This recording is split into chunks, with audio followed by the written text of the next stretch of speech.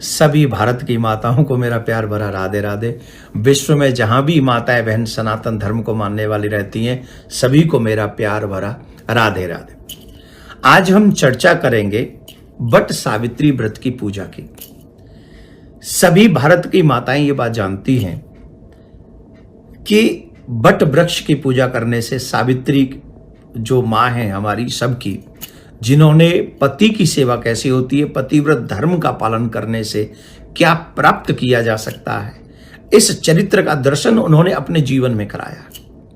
अगर हमारे मन में सत्यता हो, हमारे मन में निष्ठा हो, तो हम क्या नहीं प्राप्त कर सकते। हम लोग अपना जीवन ही बदल सकते हैं।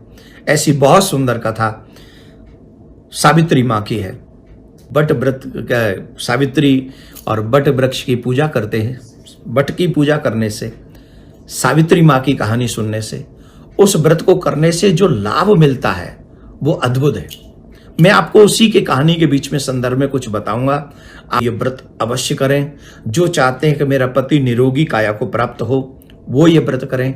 जो निसंतान लोग हैं, जिन्हें गृहस्थ आश्रम में जाने के बाद भी अभी तक संतान की प्राप्ति नहीं हुई है, वो भी इस व्रत का महत्व क्या है, इसकी वट की पूजा करें, वट वृक्ष की पूजा करें। आप जानते हैं उसकी जो जड़ें होती हैं वो बहुत विशाल होती हैं, वो फैलता ही चला जाता है। जो वट वृक्ष की पूजा करते हैं वो हमेशा ऐसे ही वट वृक्ष की जड़ों की तरह उनका परिवार, उनका वंश फैलता ही चला जाता है। इसलिए हमें वट वृक्ष की पूजा उस दिन करनी चाहिए। और उसी में एक कथा आती है सावित्री माँ की, सत्यवान सावित्री की। आप सब कथा जानते हैं। सावित्री एक राजकुमारी थी, एक राजा की पुत्री थी। स्वयं उनको पति वरण करने का अधिकार मिला तो एक कुटिया में रहने वाले धर्मनिष्ठ, कर्मनिष्ठ, मातृपितृ भक्त सत्यवान को उन्होंने अपने पति को चुना। देखिए, राजकुमारी और कहाँ रहती है, झोंपड़ी में रहने वाले सत्यवान से यह है चरित्र की पूजा, धन की पूजा नहीं। यहां कितना बड़ा मैसेज है। जो व्यक्ति चरित्रवान हो, अपने मां बाप की सेवा करने वाला हो, जो कर्मनिष्ठ हो, जो किसी की पराई संपत्ति पर नजर न रखता हो, उसके साथ रहना लाख गुना अच्छा है। तो सावित्री ने उनके साथ विवाह किया। नारद जी ने कहा था यह अल्पायु है। उस बात की परवाह किए बगैर, सत्यवान के माता पिता थे अंधे, उनके नेत्र नहीं थे, फिर भी वो अपने सास ससुर की सेवा करने लगी, अपने पति की सेवा करने लगी। पति नित्य अपनी कर्म निष्ठा के साथ में अपने जीवन को जी रहे थे। एक दिन वो लकड़ी काटने के लिए गए और वो लकड़ी काटते हुए वृक्ष से मूर्छित हो गए, गिर पड़े। सावित्री ने उनको अपनी गोद में रख लिया, उनके सर को, और उनका सर सहलाने लगी। इतने में सामने यमराज आ गए और यमराज ने कहा कि आज इसका अंतिम दिन है, इसे मैं अपने साथ लेके जाऊंगा। सावित्री ने कहा नो प्रॉब्लम, आप लेके जाइए, लेकिन मैं भी इनके साथ चलूंगी। अरे ऐसे कैसे चलोगी, समय इसका कंप्लीट हुआ। बोले मैं पतिव्रता स्त्री, अपने पति को एक क्षण नहीं छोड़ सकती, आप लेके चलिए, मुझे भी आपके साथ चलना है। सावित्री यमराज जी के साथ चलने लगी। कुछ देर गई तो यमराज कहे भाई देखो, हम तुमसे ऐसा नहीं चाहते, ये नियम के विरुद्ध है, तो हमसे कोई वरदान मांग लो। बोले ठीक है, मेरे बूढ़े सास ससुर के नेत्र आ जाएं। बोले ये मस्त। यमराज फिर आगे चलने लगे। फिर यमराज ने कहा सावित्री से कि भाई आप वरदान मांग लो पर यहां से लौट जाओ। बोले वरदान देना है तो मेरे सास ससुर का जो खोया हुआ राज्य है वो वापस मिल जाए। बोले ये मस्त। यमराज फिर आगे चलने लगे, सावित्री फिर पीछे चलने लगी।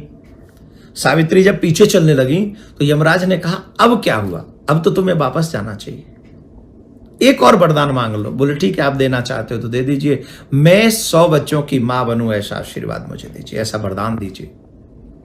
यमराज थोड़े ऐसे न, थोड़े से क्रोध से में आ जाते हैं, थोड़ा झुंझलाहट हो गई थी कि पीछा ही नहीं छोड़ रही है। तो ए मस्त, बिना सोचे समझे कह दिया ए मस्त। यमराज जाने लगे, फिर वो सावित्री पीछे पीछे आने लगी।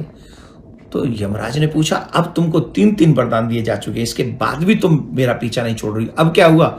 उन्होंने कहा आप ही ने तो कहा मैं 100 बच्चों की मां बनूंगी, मेरे पति को आप लेके जा रहे हैं, मैं पतिव्रता स्त्री हूं, अपने पति को छोड़कर स्वप्न में भी मैं किसी पराये पुरुष को नहीं देखती हूं, तो इनको अगर आप ले जाएंगे तो मैं 100 बच्चों की मां कैसे बनूंगी? धर्मराज बड़े प्रसन्न हुए उनके उस पति के प्रेम से, उस निष्ठा से, उस व्रत से। और उन्होंने सत्यवान के प्राण लौटा दिए। भारत की माताएं बहन, भारतीय संस्कृति को अपनाने वाली माताएं बहन और इस व्रत में निष्ठा रखने वाली माताएं बहन क्या नहीं करा सकती? भगवान से क्या आप प्राप्त नहीं कर सकती? आप सब कुछ प्राप्त कर लेते, लेकिन अगर हमारी उस व्रत में सच्ची निष्ठा हो तो। के दिन आप स्नान के बाद जो बहुत सारी प्रॉब्लम्स हैं, मोस्टली मन अशांत रहना, देवी देवताओं का प्रसन्न न होना, धन का अभाव रहना, घर में अशांति रहना या भजन में भी मन न लगना। जो लोग कहते हैं ना भजन में भी मन नहीं लगता, ऐसी कई समस्याओं का समाधान आप अमावस के दिन कर सकते। आप इस दिन स्नान के बाद पीपल के पेड़ की पूजा करें और इसमें भगवान विष्णु का, महादेव का, ब्रह्मा जी समेत कई देवताओं का वास होता है। अमावस्या को पीपल के पेड़ की जड़ में जल अवश्य चढ़ाएं। शाम के समय पेड़ के नीचे दीपक जलाएं घी का। इनकी कृपा प्राप्त करने के लिए, क्योंकि ब्रह्मा जी भी वही हैं रचयिता, विष्णु जी भी पीपल के पेड़ में, वृक्ष में निवास करते हैं, सृष्टि के पालक करता, और भूत बावन भोलेनाथ भी वहां निवास करते हैं, संहार करता। पृथ्वी के तीनों ही महत्वपूर्ण देवता ब्रह्मांड के, वो पीपल में निवास करते हैं। इसलिए सुबह तो पीपल के वृक्ष को जड़ में जल चढ़ा दें और शाम को पीपल की जड़ में जाकर घी का दीपक जलाएं। इससे आपको उन तीनों देवताओं की कृपा प्राप्त होगी और इससे जो आपके पितृ अप्रसन्न हैं, आपके बुरे कर्मों के कारण, क्योंकि जब मनुष्य बुरे कर्म करता है तो इससे पितृ अप्रसन्न हो जाते हैं।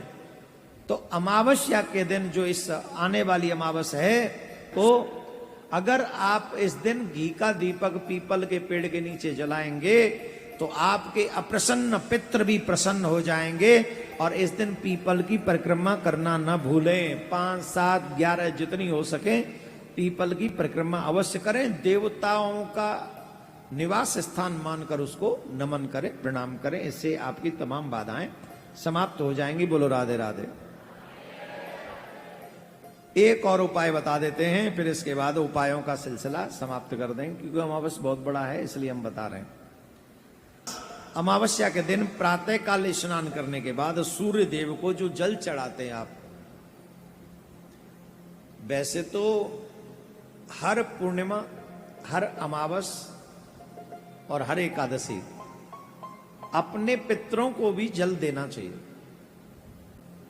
पितरों को जल देने का जो दिशा है वो दक्षिण दिशा है।